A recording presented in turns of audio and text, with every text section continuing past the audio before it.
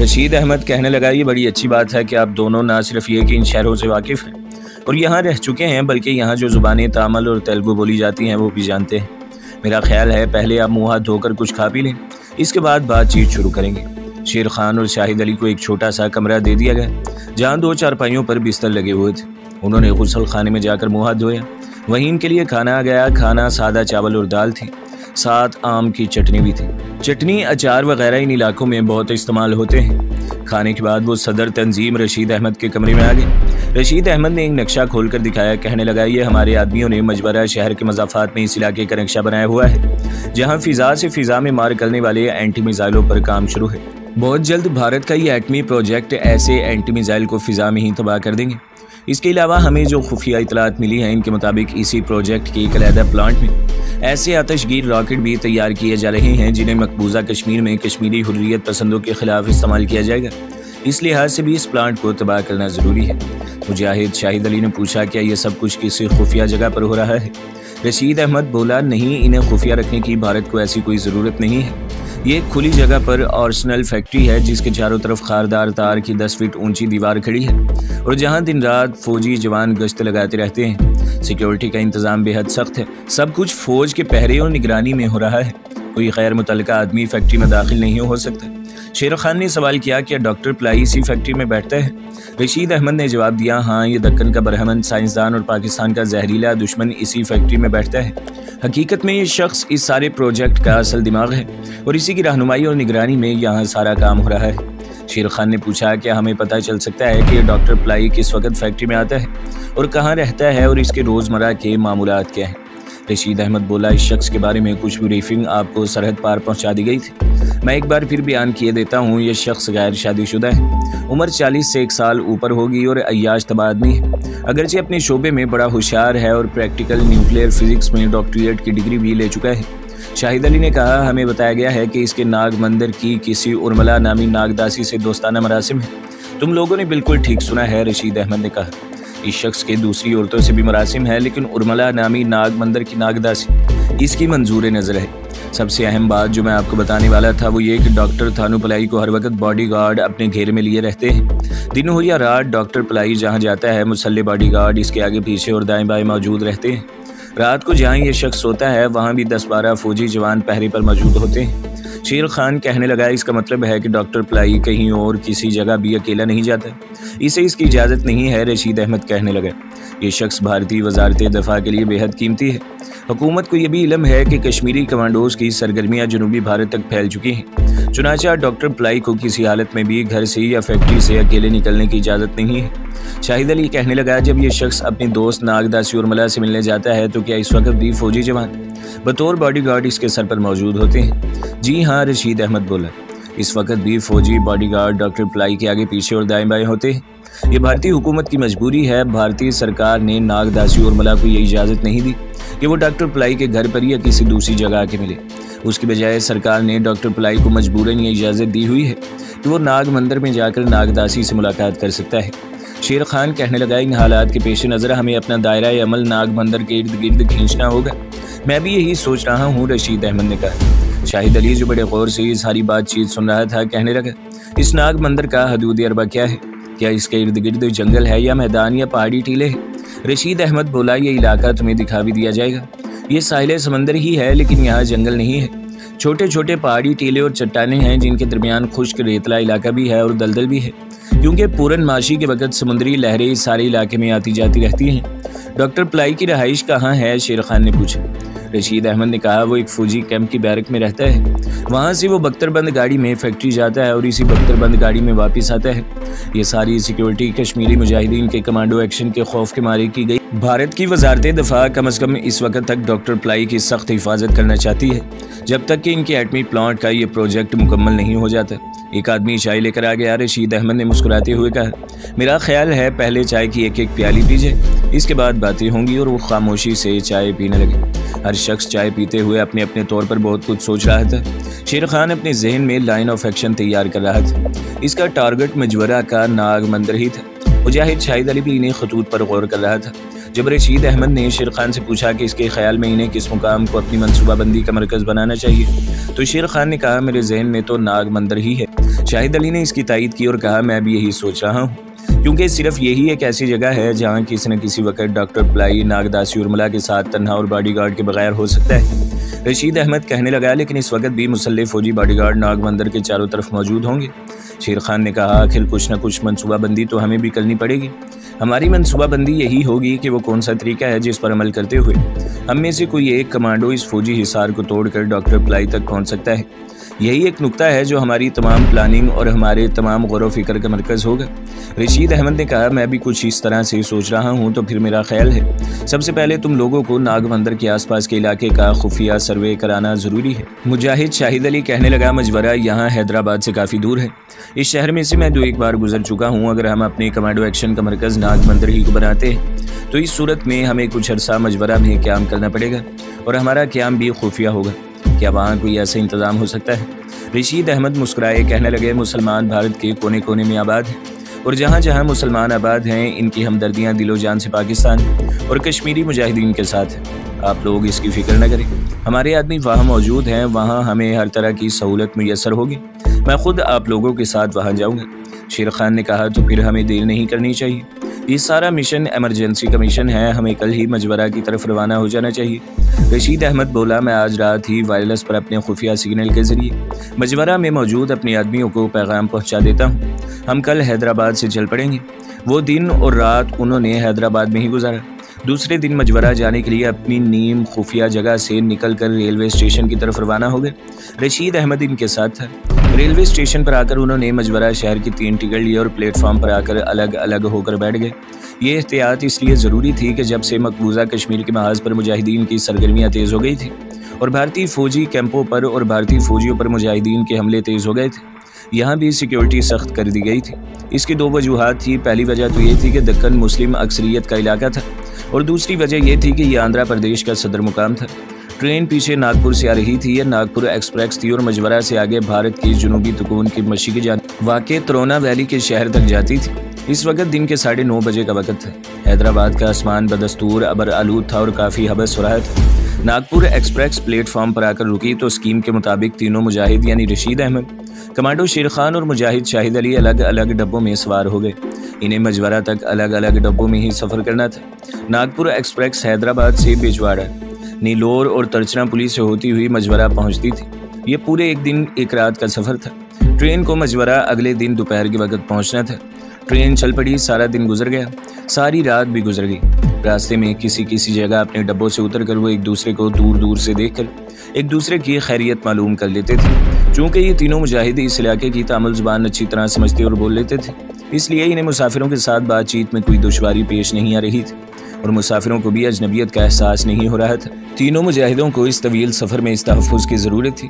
दूसरे दिन दोपहर के वक्त ट्रेन मजवरा के स्टेशन पर पहुंची। हमें इसी जगह अपनी पनागा बनानी होगी। हम पर किसी को शक भी नहीं हो सकता। किसी ने हमें देख भी लिया तो यही समझेगा कि हम नाग सन्यासी और यहाँ बैठकर चिल्ला कर रहे हैं। मुझे तामिल ज़ुबान में नाग पुजारियों के कुछ श्लोक भी याद हैं। अरसलान ने इसकी तरफ तहसीन अमेज़ नज़रों से देखकर कहा, यह तो बड़ी कमाल की बात है शाहिद भाई। हम इसी शहर मजवरा के तामिल मुसलमान हैं, मगर हमें आज तक किसी नाग श्लोक का पता नहीं है। शेर खान बोला, अरसलान भाई अपना मुजाहिद शाहिद बड़ा कमाल का आदमी है।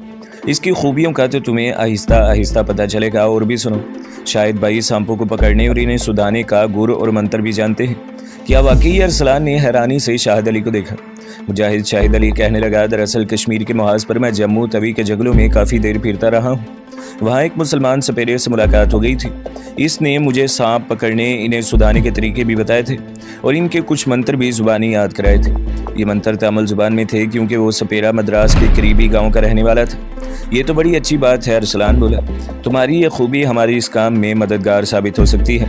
फिर इसने शेर खान से पूछा, यहाँ आप लोगों को जिस जिस चीज़ की ज़रूरत है मुझे बता दें, आपको मुहैया कर दी जाएगी। शेर खान ने जवाब दिया, अभी हमें सिर्फ 2 पुराने कमरों, 2 गेरवे रंग की चादरें और 1 दरी की ज़रूरत है। ये सब चीज़ें काफ़ी पुरानी और इस्तेमाल शुदा होनी चाहिए। शाहिद अली बोला, इसके अलावा पानी रखने वाले 2 पुराने डोल और सबसे बढ़कर ये कि एक सपेरों वाली बीम कहीं से मिल जाए तो बहुत ही बेहतर है। अरसलान हंस पड़ा, कहने लगा, क्या यहाँ सांपों का तमाशा दिखाने या सांप निकालने का इरादा है? शाहिद अली मुजाहिद ने मुस्कुराते हुए कहा, ज़रूरत पड़ी तो ऐसा भी कर लेंगे। हमें तो अपने मिशन को देखना है, अपने मिशन के लिए जो काम करना पड़ा करेंगे, इसमें क्या शक है, अरसलान ने कहा। ठीक है, अगर आप लोगों ने ये जगह अपनी पनाहगाह के लिए पसंद कर ली है तो ये तमाम चीज़ें आज शाम ही को यहाँ ला कर रख दी जाएंगी। किसी असले वगैरह की ज़रूरत हो तो वो भी बता दें, आपको हर किस्म का असलहा मिल जाएगा। शेर खान बोला, मेरा ख्याल है कि अभी ये नौबत नहीं आएगी, जब वक़्त आया तो असला भी ले लेंगे। अरसलान कहने लगा, कंबल शाहिद भाई ने बिल्कुल ठीक तलब किए हैं, क्योंकि समंदर करीब होने की वजह से यहाँ रात को खनकी हो जाती है। पीने का पानी आपको इन चट्टानों में कहीं नहीं मिलेगा। पानी रखने के लिए आपको मिट्टी का एक मटका भी पहुँचा दिया जाएगा।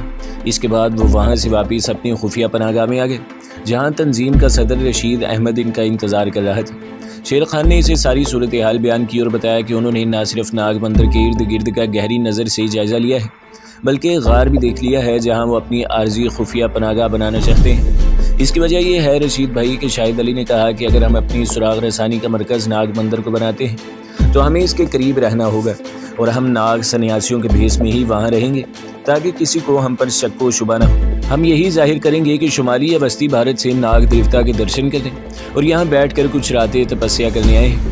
इस तरीके से हमें ना सिर्फ ये कि नाग मंदिर के अंदर जाने और वहाँ के ख़ास पुजारियों से मेल मुलाकात बढ़ाने का मौका मिल जाएगा, बल्कि हम नागदासी उर्मिला तक भी आसानी से पहुँच सकेंगे और इसके ज़रिए हमारे हाथ अपने टारगेट यानी डॉक्टर प्लाई की गर्दन तक आसानी से पहुँच जाएंगे। रशीद अहमद ने इस ख्याल को पसंद किया। रशीद अहमद कहने लगा, लेकिन इस ख़तरनाक भेस में तुम्हें बड़ी एहतियात की ज़रूरत होगी। तुम दोनों पंजाबी हो, यहाँ के लोगों और ख़ास तौर पर नाग मंदिर के पुजारियों के सामने तुम्हारे मुंह से पंजाबी का एक लफ्ज़ भी नहीं निकलना चाहिए। शेर खान ने कहा, इसकी हमें ख़ास ट्रेनिंग भी मिली हुई है और हम ख़ास तौर पर इसका ख्याल भी रखेंगे। जब अरसलान ने रशीद अहमद को बताया कि शाहिद अली को सपेरों वाली एक बीन की भी ज़रूरत है तो रशीद अहमद मुस्कुराने लगा, अरे शाहिद भाई, सपेरों वाली बीन क्या तुम बजा लोगे? मुजाहिद अली ने कहा, जम्मू तवी में मुझे जो तामल सपेरा मिला था इससे मैंने बीन बजानी भी सीख ली थी। रशीद अहमद ने पूछा, ये तुम्हें मिल जाएगी? ये बताओ कि अब तुम्हारा प्लान और तुम्हारी स्कीम क्या है? शेर खान बोला, इस पर मैं और शाहिद अली आज रात गौर करने के बाद इंशाअल्लाह कल आपको बता देंगे। बिल्कुल ठीक है, इस मौजू पर इंशाअल्लाह कल बात होगी। रात को शेर खान और मुजाहिद अली देर तक गौर करते रहे कि उन्हें अपनी सुराग रसानी और उर्मिला नागदासी के तवस्ते से अपने टारगेट डॉक्टर प्लाई तक पहुँचने की मुहिम का आगाज़ कहाँ से और किस तरीके से करना चाहिए। आखिर वो एक नतीजे पर पहुँच गए कि उन्होंने एक पूरा मंसूबा तैयार कर लिया। अगले रोज़ सुबह उन्होंने मशवरा के मुजाहिद अरसलान और हैदराबाद दक्कन के मुजाहिद रशीद अहमद को अपने मंसूबे से आगाह कर दिया। अरसलान ने इन्हें बताया कि इनकी ज़रूरत की सारी चीज़ें नागबंदर की चट्टानी गार में रात को पहुँचा दी गई थी, मगर तुम्हारी सपेरों वाली बीन हमने अपने पास ही रख ली थी, वो तुम जाते हुए यहाँ से अपने साथ लेते जाना। शाहिद अली बोला, वो मैं साथ ही ले जाना चाहता था। रशीद अहमद कहने लगा, जहाँ तक तुम्हारे खाने पीने का ताल्लुक है, हमारा एक ख़ास आदमी जो खुद भी साधु जोगी के भेस में होगा, दोनों वक्त तुम्हें खाना पहुँचा दिया करेगा। वो इस इलाके का ही आदमी है और चट्टानों के तमाम खुफिया रास्तों से वाकिफ़ है। शेर खान ने कहा, हम कमांडो टाइप के जफाकश मुजाहिद हैं, थोड़ा सा खाकर भी गुजारा कर सकते हैं। आप लोग हमें सिर्फ खुश्क चीज़ें और वो भी दिन में एक बार भिजवा दिया करें। अव्वल तो इसकी भी ज़रूरत नहीं है। मेरा ख्याल है कि नाग मंदिर में जो बाहर से जोगी साधु वगैरह आते हैं वो मंदिर के लंगर ही से खा पी लेते होंगे। मंदिर में हर वक्त दाल चावल का लंगर जारी रहता है, लेकिन मेरा ख्याल है कि जब तक आप लोग वहाँ के माहौल के आदी नहीं हो जाते, हमारा आदमी दिन में एक बार आपको खुश्क चावल वगैरह दे जाया करेगा। शाहिद अली ने कहा, हम आज शाम सूरज गुरूब होने के साथ ही अपनी मुहिम पर नाग मंदिर की तरफ चल देंगे। हम मंदिर में बैठकर वहाँ के माहौल का पूरा जायज़ा लेंगे और नागदासी उर्मिला का खोज लगाने की कोशिश करेंगे। रात को हम अपनी चट्टानी गार वाली खुफिया पनाहगाह में ही आराम करेंगे। कल किसी वक्त आकर हम में से कोई एक आपको रिपोर्ट कर देगा कि हमें नागदासी का सुराग लगाने में कुछ कामयाबी हुई है या नहीं। रशीद अहमद ने कहा, मेरा ख्याल तुम में से किसी को हमारे पास आने की ज़रूरत नहीं, मैं खुद कल किसी वक्त तुम्हारे पास आ जाऊँगा। ये अच्छी बात है, शेर खान बोला। हमें कुछ देर मंदिर में ही रहना चाहिए, इसलिए कि हमारी तमाम सरगर्मियों का मरकज़ अब ये नाग मंदिर ही है। यही एक जगह है जहां हम डॉक्टर प्लाई को हलाक करने के किसी मंसूबे पर अमल कर सकते हैं, क्योंकि ना हम एटमी मिसाइल वाली फैक्ट्री में इसके करीब जा सकते हैं और ना रात के वक्त फौजी छावनी में इस पर हमला कर सकते हैं, जहां वो रात को पूरी फौजी बटालियन की मौजूदगी में होता है।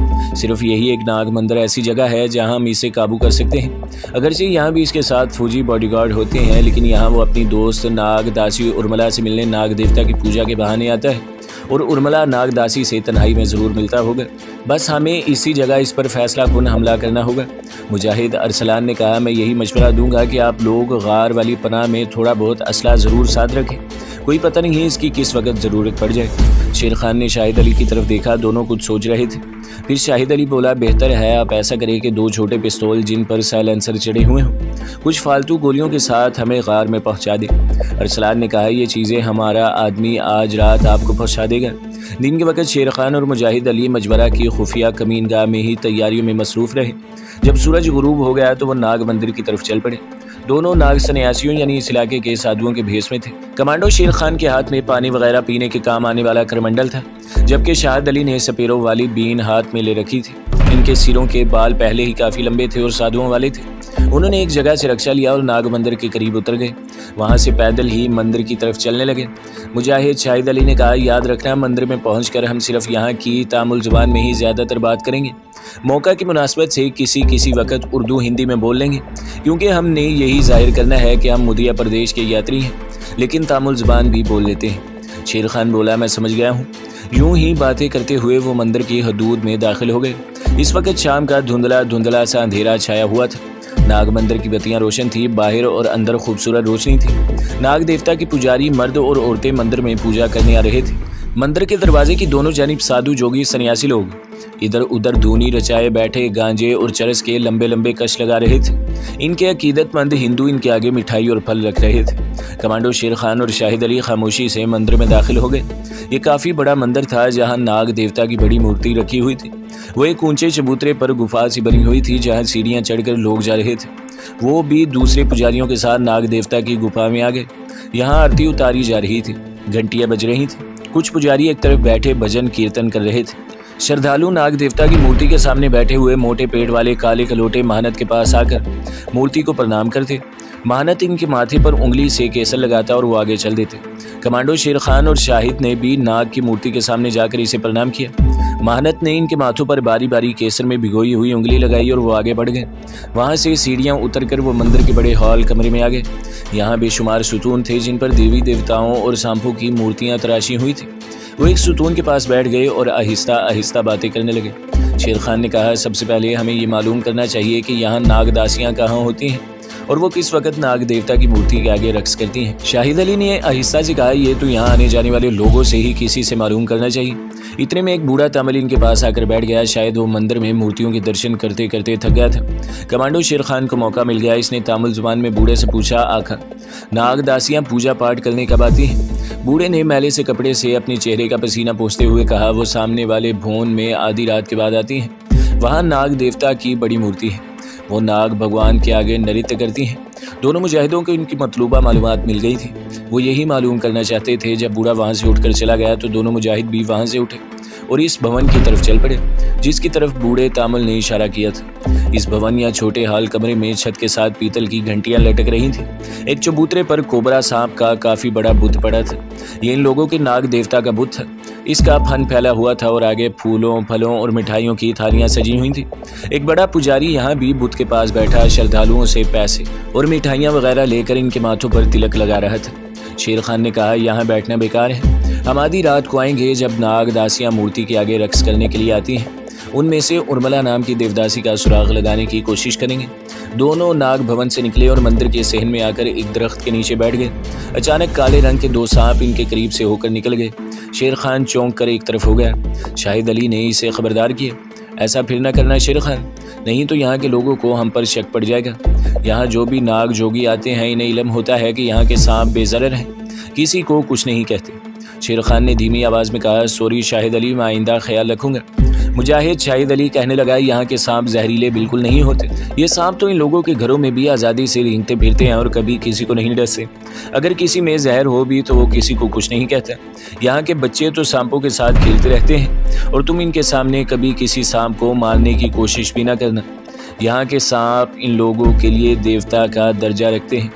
तो दोस्तों, अगली किस्तें सुनने के लिए हमारे चैनल को सब्सक्राइब करें, वीडियो को लाइक करें और बेल के आइकन पर भी क्लिक कर दें, ताकि हर जो आने वाली वीडियोस हैं वो आपको सबसे पहले मिलती रहें।